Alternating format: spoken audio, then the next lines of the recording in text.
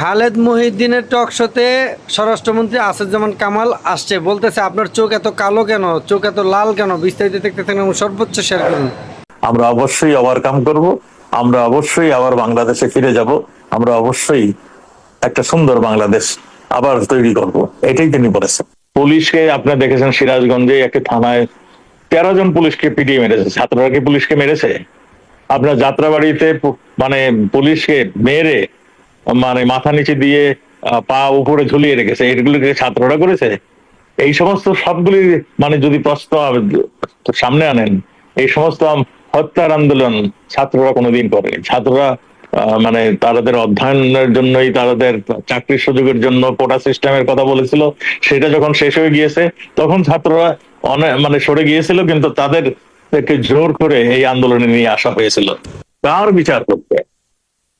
বঙ্গবন্ধু কন্যা, যিনি বাংলাদেশটাকে পাল্টে দিয়েছেন, বদলে দিয়েছেন।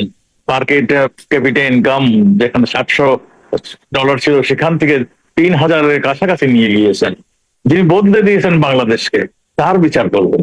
আর একটু যদি পিছনে ফিরে চান, এই কারা এর বিচার করবো?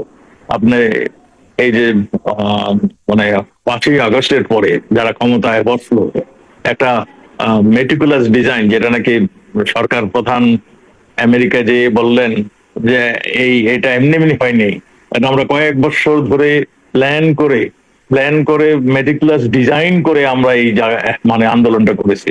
আপনারা দেখেছেন এই আন্দোলনের প্রথম ছিল ছাত্ররা তাদের কোটা বিরোধী আন্দোলন শুরু করেছিল।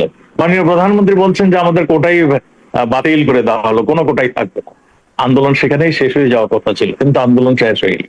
সেখানে সেই আন্দোলনটাকে আরো বেগবান করে আরো মানে যে সমস্ত মানে রাজনৈতিক দল আমাদের স্বাধীনতা যুদ্ধের বিপক্ষে ছিল, যারা নাকি পাকিস্তান বাহিনী, যাদের বিরুদ্ধে আমরা যুদ্ধ করেছিলাম, পাকিস্তানি বাহিনীর সহযোগিতা করেছিল, রাজাকার বাহিনী তৈরি করে, আলবদর বাহিনী তৈরি করে আমাদের গ্রামের পর গ্রাম